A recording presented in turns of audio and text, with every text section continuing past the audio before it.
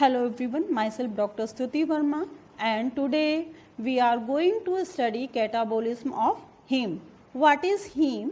Heme is present as prosthetic group in various protein such as hemoglobin. और इस slide में हम लोग क्या पढ़ेंगे? Catabolism of haem. हीम जो है हमें कहाँ से मिलता है? एरिथ्रोसाइट से. और एरिथ्रोसाइट जब 120 डेज की हो जाती है, इनका लाइफ स्पेन 120 डेज का होता है, उसके बाद ये डिस्ट्रॉय हो जाती हैं और ये सर्कुलेशन से रिमूव हो जाती हैं. तो वहाँ से हमें क्या होता है? हीम प्लस ग्लोबिन मिलता है. यानी कि जो हीमोग्लोबिन है वो ब्रेक डाउन होता है हीम प्लस ग्लोबिन में. Erythrocytes are taken up and degraded by the macrophages. और ये स्प्लीन और लीवर में जो मैक्रोफेजेस होती हैं, दोनों में मैक्रोफेजेस होती हैं, वो हीमोग्लोबिन से आरबीसी से क्या करती हैं? हीमोग्लोबिन को रिलीज कर देती हैं. और ये हीमोग्लोबिन जो है हीम और ग्लोबिन में टूट जाता है, ब्रेक डाउन हो जाता है. About 6 gram of haemoglobin per day break down and resynthesized is an adult man 70 kg. Fate of globin. The globin may be reutilized such from the formation of hemoglobin are degraded to individual amino acid. The amino acid undergo their own metabolism including participation in fresh globin synthesis. Source क्या है इसका? हमें 80% तो haemoglobin जो haem है हमारा कहाँ से बनता है? Degradation come from the erythrocytes. बाकी जो 20% है immature RBC, myoglobin and cytochrome से मिलता है. ये है flow diagram of break down of haemoglobin. RBC है, ये दिख रही है, ये आरबीसी है जो कि आरबीसी ब्रेक डाउन हुई, हीमोग्लोबिन निकला. जो हीमोग्लोबिन है स्प्लीन, ये कहाँ होता है? लीवर और स्प्लीन में, जिसमें हीम जो है हीम और ग्लोबिन बना, ब्रेक डाउन हुआ हीमोग्लोबिन का. ग्लोबिन अमीनो एसिड बनाएगा और या तो फिर रीयूटिलाइज हो जाएगा ये ग्लोबिन बनाने में. और हीम जो है हमारा आगे प्रोसेस में आएगा जिसमें हीम ऑक्सीजनेस की प्रेजेंस में बिलीवर्डिन बनाएगा. और ये बिलीवर्डिन जो है हमारा ग्रीन कलर, बिलीवर्डिन से हमें बिलिरुबिन बनेगा. बिलीवर्डिन है ग्रीन कलर का होता है और बिलीवर्डिन रिडक्टेज की प्रेजेंस में बिलिरुबिन बनाएगा जो कि येलो कलर का प्रोडक्ट है. और ये जो है हाईली इंसॉल्युबल है और टॉक्सिक भी है और इसको आसानी से इंसॉल्युबिलिटी की वजह से ये शरीर के बाहर रिमूव नहीं किया जा सकता. इसलिए ब्लड स्ट्रीम में जाके फिर ये एल्बुमिन से बाइंड होके फिर लीवर तक जाता है. और लीवर में यूडीपी ग्लूकोरोनिल ट्रांसफरेज जो है क्या बना रहा है यहाँ? ग्लूकोनिन बाइलिरुबिन डाइग्लूकोनाइड बनाता है यूडीपी से कंबाइन करके यूडीपी ग्लूकोनेट की प्रेजेंस में. और ये किस में बनता है? कॉन्जुगेटेड बाइलिरुबिन में बनता है जो कि वाटर सॉल्युबल होता है. उसके बाद जो गाल ब्लैडर का बाइल है और हमारा कॉन्जुगेटेड बाइलिरुबिन दोनों कहाँ पहुँचते हैं? इंटेस्टाइन में पहुँचते हैं. वहाँ पे माइक्रो ऑर्गेनिज्म होते हैं जो कि जो हमारा कॉन्जुगेटेड बाइलिरुबिन है उसको यूरोबिलिनोजन और स्टीरोबिलिनोजन में चेंज करते हैं. स्टीरोबिलिनोजन, और ये जो यूरोबिलिनोजन है वो हमारा किडनी में पहुंच के यूरोबिलिन बनाता है और वहाँ से एक्सक्रीट आउट हो जाता है. जो हमारा स्टीरोकोबिलिन है वो कहाँ? स्टूल के थ्रू हमारी बॉडी से एक्सक्रीट हो जाता है. इस तरह से जो बिलिरुबिन है हमारी बॉडी से एक्सक्रीट आउट होता है. इसमें एंजाइम पार्टिसिपेट करता है, हीम ऑक्सीजनेज. ये कॉम्प्लेक्स माइक्रोसोमल एंजाइम है हीम ऑक्सीजनेज. और ये NADPH और O2 को यूटिलाइज करता है जो कि क्लीव करता है methenyl bridge between 2 pyrrole ring to form biliverdin. और इसी के साथ साथ जब बिलिवर्डिन फॉर्मेशन होता है तो फेरस आयन और फेरस आयन जो है फेरिक आयन में ऑक्सीडाइज्ड होता है और रिलीज हो जाता है. The product haem oxygenase reaction are biliverdin ferrous ion carbon monoxide, ये एज ए प्रोडक्ट बनते हैं. जो haem promotes the activity of enzyme biliverdin is excreted in the, और ये एक्सक्रीटरी प्रोडक्ट है बर्ड का बिलीवर्डिन. जबकि मैमल्स में ये फर्दर आगे बढ़ता है और ये कॉन्जुगेटेड बिलीरुबिन बनाता है। Biliverdin methylene bridge between pyrrole ring is reduced by methylene group of biliverdin yellow pigment catalyzed by an NADPH dependent soluble enzyme biliverdin.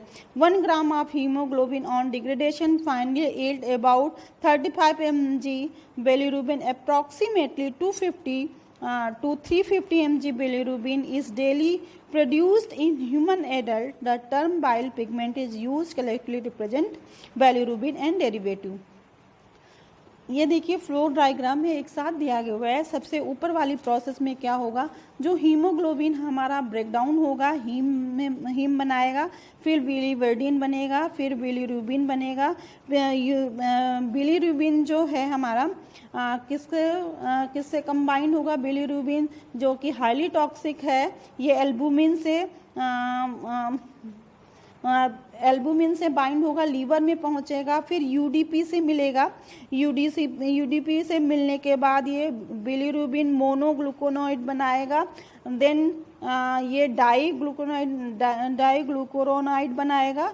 डाईग्लूकोरोनाइड के बाद ये कॉन्जुगेटेड बिलीरुबिन जो है वाटर सॉल्युबल होता है और ये लार्ज इंटेस्टाइन में पहुंचेगा, जहाँ पे माइक्रो ऑर्गेनिज्म होंगे, जो कि ये हमारा जो कॉन्जुगेटेड बिलीरुबिन बना, हमारा बिलीरुबिन डाईग्लूकोरोनाइड जो बना हमारा, वो लार्ज बाउल के रूप में या तो बाहर निकलेगा या फिर किडनी के थ्रू हमारा यूरिनरी से यूरोबिलिनोजन में बदलेगा और यूरिन के थ्रू यूरोबिलिन के थ्रू यूरोबिलिन में चेंज होगा और यूरोबिलिन यूरिन के थ्रू ये हमारे शरीर के बाहर निकल जाएगा। जबकि स्टीरोकोबिलिन जो बना था हमारा, वो स्टूल के थ्रू हमारे शरीर के बाहर निकलेगा। उसी का फ्लो डायग्राम है।